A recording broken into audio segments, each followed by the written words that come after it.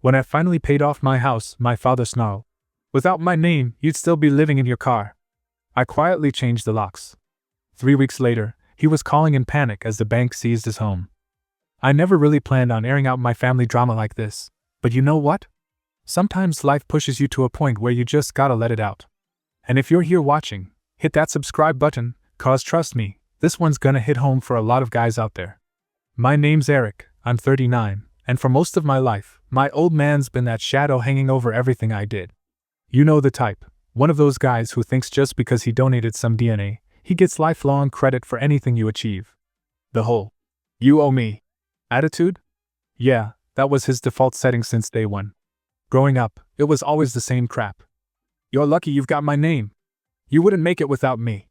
Every damn time I hit a milestone, college degree, first job, promotion, he'd find some twisted way to tie it back to him.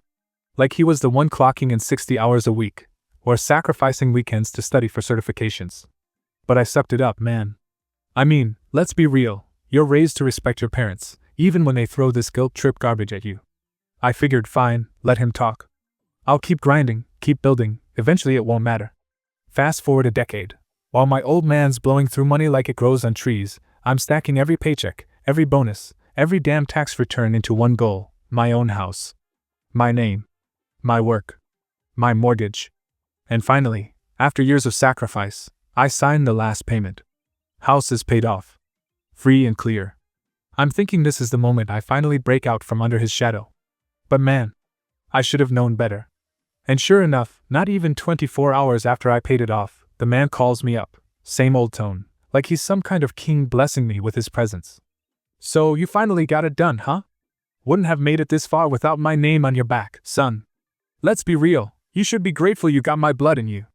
Honestly, man, I just sat there, staring at my phone like, you've got to be kidding me.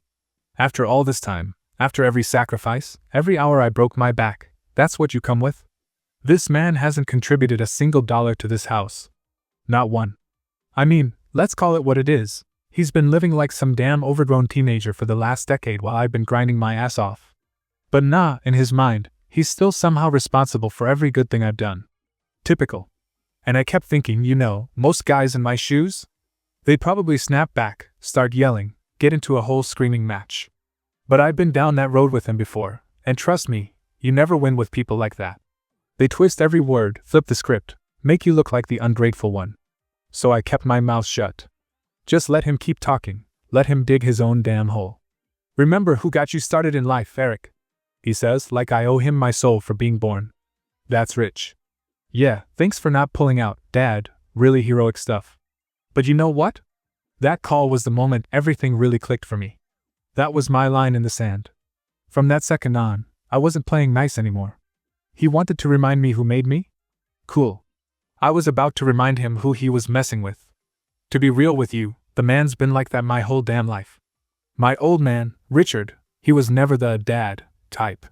You know the kind, always acting like he's the reason the sun comes up, but can't even hold a steady job more than 6 months. Your father's a visionary. My mother used to say back when I was a kid, but let's be honest, visionaries don't live off credit cards and borrow money from their own kids. Growing up, I learned early that if I wanted anything, I had to handle my business.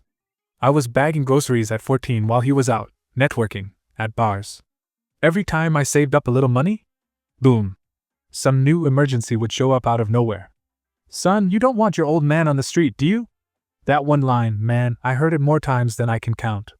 But like a dumb kid who still thought maybe one day he'd step up, I kept bailing him out. Rent, car payments, even covered some of his gambling debt once because he promised. "This is the last time." Yeah. Right. Fast forward 20 years. I finally built my own business from scratch, HVAC contracting, nothing glamorous but steady.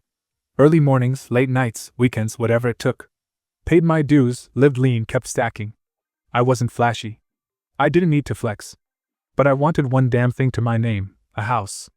My house. No cosigner, no strings attached, no help from anybody. And of course, when I finally found the one, who comes sniffing around like clockwork? Eric, it might help your credit score if you use my name on the mortgage. That's what he said, like he was offering me some grand favor. I remember staring at him dead in the eye. "Thanks, but I've got this." He chuckled, That smug, dismissive laugh like I was some idiot child. Suit yourself, kid. But don't say I didn't offer. That was always his game, make you feel like you owed him something, even when you didn't take a dime. I signed every paper on my own. Every damn dollar came from my pocket. And yeah, man, it took years. But every time I made a payment, every time I chipped down that balance, I felt it, one less chain tied to that man. But the moment it was done, the second that house was finally mine, boom, there he was, trying to rewrite history like he built it with me. Without my name, you'd still be living in your car. Bro, you have got to be kidding me. I've carried this man like dead weight for decades and now he wants credit? Not today. That's the thing about people like him. They only show up when the work's already done, but they want to stand in the victory photo like they ran the race. This was my finish line, not his. And trust me, this was just the beginning of where it got real nasty. And you know what's funny? The minute the house papers were signed and it was official, boom, suddenly my dad's calling me more than he had in years. Like clockwork. First it was little, "Hey son, let's grab a beer sometime." Texts. Then it shifted into, "Hey, I was thinking, you got a nice place now, mind if I crash for a bit while I sort some things out?" Classic Richard. Dude smelled stability like a bloodhound. But I wasn't biting. I hit him back with, "Not gonna happen. Handle your business, old man." To be honest, part of me expected him to back off after that. But nah. Guys like him? They don't stop, they just switch tactics. Next thing I know, I'm getting these passive-aggressive guilt trips through my mom. "Eric, you know your father's been struggling, right? He's your blood. Family sticks together." Yeah, right. Where was that energy when I was working double shifts to cover his debts? Where was family when I was sleeping in my beat-up Honda because his gambling losses got us kicked from our last apartment? That's the problem with these people, selective memory like you wouldn't believe. And let's be real, I wasn't some heartless bastard. I helped him out more times than I should've. But this time? Nah. I was done playing that game. This house represented years of me dragging my own ass out of the hole he helped dig. And no way in hell was I letting him drag me back into it. So yeah, he kept trying. "Eric, don't be like that. I gave you life, son. Without me, you wouldn't even be here." Oh really? That's rich. I remember looking him dead in the eye one night when he dropped that line again and just said, "You gave me life? Congrats. But I built everything else. You had nothing to do with this house. This is mine." His face, bro, you ever see a man's ego physically deflate? That was the moment. For once, he realized I wasn't that scrawny kid anymore who'd jump every time he snapped his fingers. I wasn't here to play his little manipulation games anymore. Not my circus, not my monkeys. He tried to laugh it off, do his usual cocky shrug. "Alright, tough guy. But don't come crying to me when it all falls apart." And I hit him back with, "Good news, I've never had to." That shut him up real quick. But trust me, this was just the opening round. I thought he'd finally get the message. Instead? Man, this fool doubled down, and the real drama started brewing faster than I could have imagined. Now here's where the real circus kicked off.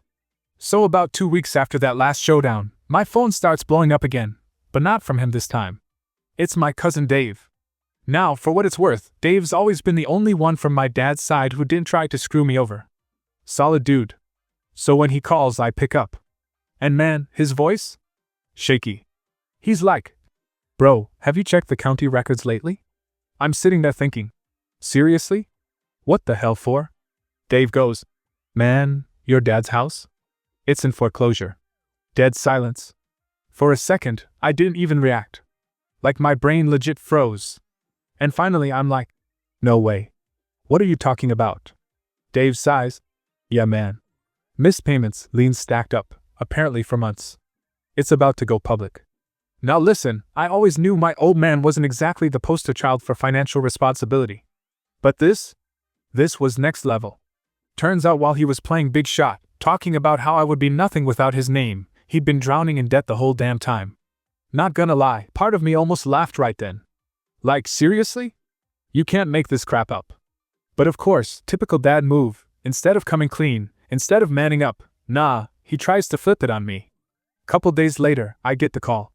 His number lights up, and I already know it ain't gonna be good. I answer, cool, calm, collected, and sure enough, here it comes. "Eric, listen son, I need your help. Things have gotten complicated." I lean back in my chair like, "Complicated? You mean you're losing the house?" He stumbles for a second, then hits me with the guilt trip. You don't understand, son, this was supposed to be temporary. The market shifted, business slowed down, some bad breaks, you know how it is. Bro, give me a break. Same old story? I fire back. Nah, Dad, I don't know how it is. See, I live within my means. I don't gamble rent money. I don't pretend I'm a big shot while drowning in debt. And here's where it gets rich. Man actually tries to flip the script on me, says, Eric, I raised you. I taught you how to survive. You owe me for everything you've built. I just laughed, shook my head. That's cute, Dad. You taught me all right. You taught me exactly what not to do. And now? That house is your problem, not mine. You could hear it in his voice. He didn't expect that. The panic started seeping in. The man who always controlled the narrative? Losing his grip fast. But like I said, this was only the beginning. The real desperation hadn't even hit yet. And here's where my old man really started unraveling. You know, when you've been dealing with someone for so long, you can literally smell the BS before they even open their mouth? That's where I was with him now. After that first pathetic guilt trip call, he thought maybe if he let it breathe for a few days, I'd soften up. Typical manipulator move. But nah, not this time. So next thing you know, my aunt, his sister, decides to randomly drop by my place. First words out of her mouth. Eric, sweetie, you know your father's under a lot of stress right now. He's proud, but deep down, he loves you more than anything. I'm just sitting there like, sure thing, Aunt Linda. Proud? That man's been proud every time he's thrown me under the bus since I was old enough to pay rent. She tries that soft tone women in the family always use when they want you to eat crap with a smile. Family sticks together, honey. I cut her off. You know what? Family sticks together when family acts like family. Not when they treat you like you're disposable until they need a handout. She went quiet after that, tried to force a little sad puppy face, but I wasn't biting. She left, of course, but I knew she'd report back to him like his little messenger bird. 2 days later? Phone rings again. It's him. Same number. This time he doesn't even bother with the warm-up act. Straight to business. Son, listen, I spoke to the bank. They said if I can cover the next 2 payments and bring the loan current, they might reconsider the foreclosure. I'm already rolling my eyes before he even finishes. Like clockwork, bro. I say flat out. And what exactly does this have to do with me? He fires back. Eric, you make good money. You could cover this easy. Think of it as an investment. After all, this house was meant to be yours one day. Oh man, this is where I almost lost it. Investment? That's rich. You mean the house you've leveraged into the ground? The one you kept throwing in my face like some bargaining chip? I'm good, Dad. You built this mess, you handle it. His voice cracks, and here comes the cherry on top. I didn't raise you to turn your back on your family. Without missing a beat, I shoot back. Yeah, you also didn't raise me to leech off my kid like you're doing right now. Don't test me. The line goes dead silent. He didn't know what to say because for once, he couldn't gaslight his way out. The man spent his whole life talking down to me, acting like everything I had was because of him, when in reality, everything I built was despite him. And now, he was finally choking on his own arrogance. But trust me, man, this wasn't even rock bottom yet. The real fallout? That was coming fast, and he had no clue what was about to hit him. A week passes. Then 2. Radio silence. Honestly, I figured he finally swallowed some pride, maybe tried to scrape together a plan. But nah, that'd require actual accountability. And let's be real, that man hasn't owned a damn thing in decades. Instead, he did what cowards like him always do, played the victim. Next thing I know, I start getting these passive-aggressive texts from extended family. My aunt, my dad's sister, hits me up. I heard what's going on with your father. How could you let him struggle like this? After everything he did for you? For real? After everything he did for me? That's rich. I texted her right back. You mean after everything he did to me? You've got your facts twisted, Aunt Linda. Stay out of this. She didn't even respond. Go figure. But the parade of guilt trippers kept rolling in. Cousins, family, friends, all suddenly so concerned about poor Dad. As if I hadn't spent years cleaning up his messes, bailing him out, and being treated like garbage for it. I mean, where were all these people when he was belittling me in front of them at every damn holiday? Where was this concern when I was working 2 jobs to get that house while he flexed like he funded the whole damn thing? Spare me the crocodile tears. And here's where it gets better. Apparently, word got around that the bank was officially coming for the house. He was 3 payments deep in default, and the vultures were circling. But instead of dealing with it like a man, you know what this clown does? He tries to pull one last Hail Mary. He calls my employer. No joke. Tries to contact my boss directly, spinning some sob story about how his ungrateful son is destroying the family legacy. And that maybe my job needs to know what kind of person I really am. Bro, are you kidding me? The man tried to ruin my career because I wouldn't bail him out. My boss, thank God, shut it down immediately. He called me into his office, looked me dead in the eye, and said, "Mike, handle your personal stuff however you need to. But for the record, you've got nothing to worry about here." That moment? That was the last straw for me emotionally. I walked out of that office thinking, you crossed the line, old man. This isn't family drama anymore. This is war. And the craziest part? He still thought he was holding all the cards. He had no idea that I had one move left that would make him finally realize just how done I was. The funny part? After that stunt with my boss flopped, you'd think he'd finally get the hint. But nah, man. Guys like him? They don't fold that easy, they just double down on the same old crap. A few days later, I get a call from my cousin Eric, the one who always sucked up to my dad like his whole personality depended on it. "Hey man, listen, Uncle's in a bad spot. I don't want to get involved, but you sure you want to let it go this far? Family's family, you know." I swear to God, I almost laughed right there. "Eric," I said, "what was all this family talk when he was dragging my name through the mud? When he tried to screw with my job? Don't lecture me about family loyalty when none of you said a damn thing while he was burning bridges for years." He tries to hit me with the, "Well, he's still your dad" line. Typical. I cut him off. "Yeah? And I'm still his son. Maybe he should have remembered that before he treated me like his personal ATM. And just like that, click. Call over. Man, people really think you're gonna break under guilt when they've been sitting silent for years while you're carrying the weight. You know what? Screw that. Truth is, and let's be real here, these people don't care about you. They care about keeping the peace around you.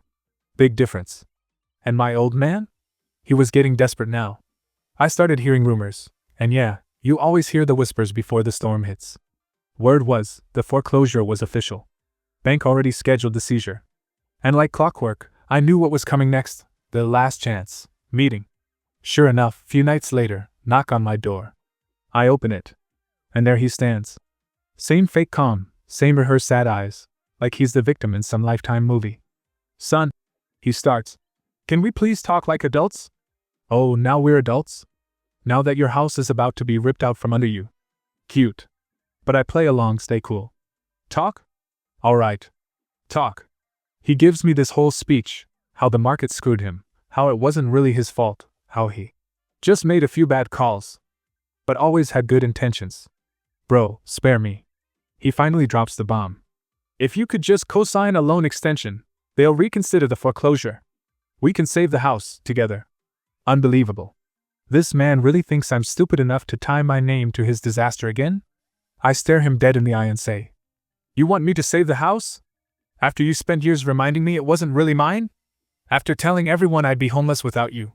Nah, man. You built this mess, live in it." He starts to crack, voice raising, hands shaking. "I'm still your father. You owe me." And that's when I finally snapped. "No, you owe me. You owe me for every dollar I dumped into that place, every time I bailed your ass out, every time I sat there and let you humiliate me to feel like a big man. You think being my father gives you some eternal free pass? Grow up." His jaw dropped. For once, he had nothing to fire back. And right then I knew. He wasn't gonna bounce back from this one. The house was gone. The safety net? Gone. And the control he used to have over me? Gone. Forever. You'd think after that, after I shut him down flat and didn't even flinch, he'd finally back off. But nah, man. That type? They don't retreat. They regroup. He tried switching up the tactics, straight out of the manipulator's playbook. 2 days later, my phone's blowing up, but this time it's my aunt calling. She's always been the family messenger, always playing both sides like she's some damn peace negotiator. "Sweetheart, listen, your father's struggling. He's not perfect, but he's still your blood. Don't you think you're being a little harsh?" "Seriously?" I take a breath and I say, "Aunt Linda, with all due respect, where was this energy when he was throwing me under the bus? When he trashed me to anyone who'd listen? When he tried to wreck my career like some petty high school kid? Don't call me now playing the family card. That ship sailed years ago. And you could hear it, that moment of silence where they realize you're not the same punching bag they've always had. She mumbled some crap about forgiveness being strength. Yeah, right, and I just hung up. No point. These people don't want resolution, they want control. And when control slips, they panic. Fast forward a week, now his friends start crawling out of the woodwork. Old golf buddies, church guys, even his damn barber texts me some guilt-tripping BS about doing what's right. I mean, give me a break. I don't know any of you jack. This wasn't some little misunderstanding. This was years of him using me like a damn crutch while cutting me down to everyone else like I was some loser who couldn't tie my own shoes. Truth is, he was terrified. Not about the house, not really. He was terrified people were finally seeing who he actually was when he couldn't hide behind the illusion of being the successful father who gave his son everything. Without the house, without the money, without the fake status, what was left? Just a bitter old man who burned every bridge around him. And the best part? I didn't have to lift a finger. The bank moved fast. Foreclosure hit like a freight train. The house was seized, auctioned off. Gone. 3 weeks after he stood on my porch begging, he was out. And you know what's wild? The man had the audacity to call me that morning, as the movers were clearing out his stuff. Voice shaking, sounding small for the first time in my life. Son, please. I've got nowhere to go. And right there, that was the moment it fully clicked. For years I thought I was chasing his approval. I thought maybe one day he'd finally say, "Good job, son." But now, hearing him like that, I realized I was the one who'd always had the upper hand. I just never saw it. I stayed quiet for a second, let him sit in it. Then calmly said, "You made your bed, Dad. Sleep in it." Click. Hung up. Done. Now here's where things really started to twist, man. See, when you cut off a narcissist who's been feeding off you for years, they don't just roll over and take the hit. Nope. They scramble, they plot, they try to pull every last string they think still works. So after I shut him down, the next wave wasn't him, it was my mom. She calls out of nowhere, voice already shaking, doing that whole "I'm just caught in the middle" act. Like she hadn't sat there for years enabling every little stunt he pulled.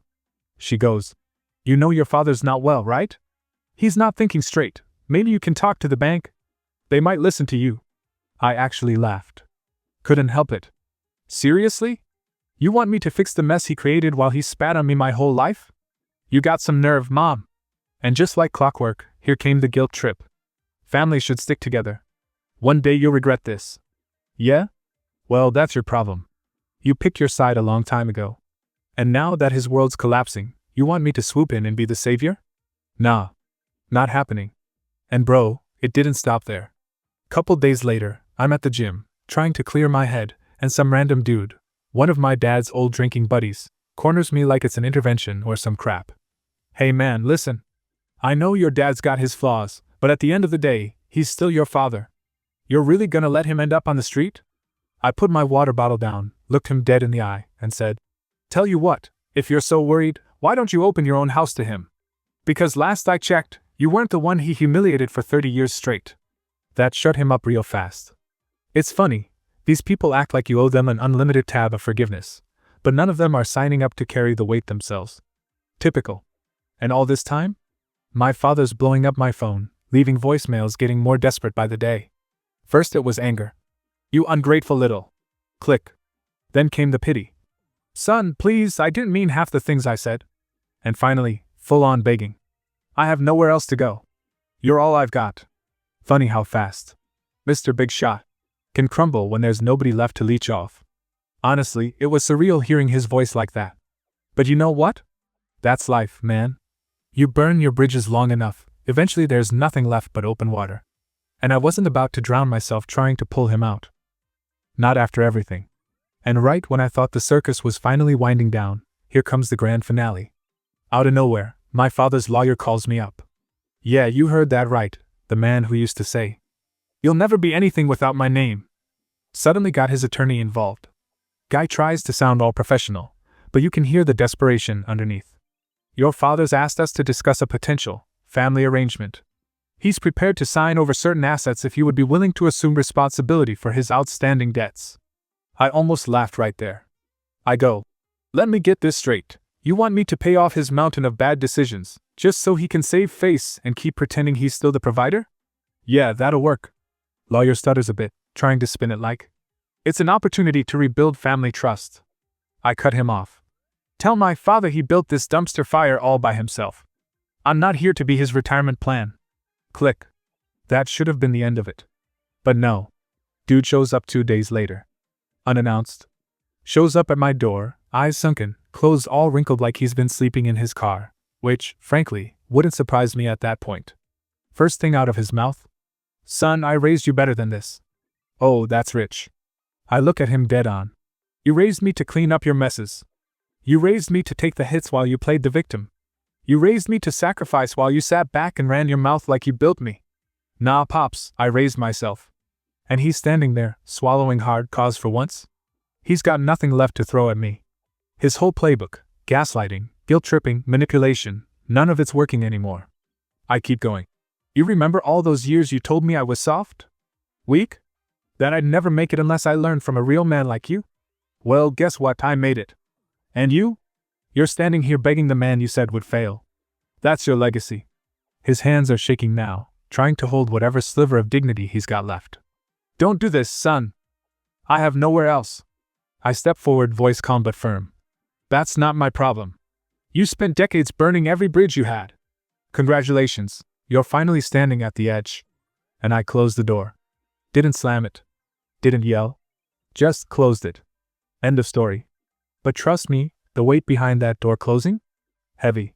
Because when a man's been held down his whole life by the people who should have lifted him up, finally standing tall feels like walking out of a cage you didn't even know you were in. Weeks go by. Honestly, I figured that was the last of it. Thought maybe, finally, the man got the message. But let's be real, guys like him? They don't know when to quit. So one evening, I get this knock on my door. Not the usual desperate banging. Just one solid knock. I open it up, and there he is, but this time, not alone. He brought my aunt. You know, the family peacemaker. The one who always ran interference for him growing up, always made excuses. She jumps right in like it's some intervention. Mike, honey, your father's made mistakes, but he's your blood. At the end of the day, family's family. I just stare at her. Like, are you serious right now? After everything? I go. Let me ask you something, Aunt Carol. Where was this energy when he was trashing me for years? Where was this concern when he called me useless, when he said I'd be homeless without him? Now that he needs a bed, suddenly we're one big happy family? That's cute. My dad's standing behind her, looking at the floor, letting her do the dirty work. Typical. She tries again. Don't punish him like this. You don't want regrets. I cut her off, calm but sharp. Regrets? Lady, I regret not cutting him off sooner. This ain't punishment, this is consequences. He finally speaks up, voice cracking. I just need some help, son. That's all I'm asking. And right there, man, that was the moment it hit me. This wasn't about helping him. This was about him losing control. For the first time, he couldn't pull the strings. Couldn't guilt me. Couldn't own me. So I say it, plain and cold. You taught me one thing real well, Dad, how to stand on my own. That's exactly what I'm doing. You handle yours. And I shut the door. For good this time. No second thoughts. No calls. No more guilt. You know, people always talk about breaking generational cycles like it's some big dramatic moment. Truth is, sometimes it's as simple as closing a door and not opening it again. That's life. And honestly, I sleep better now than I ever did under his roof.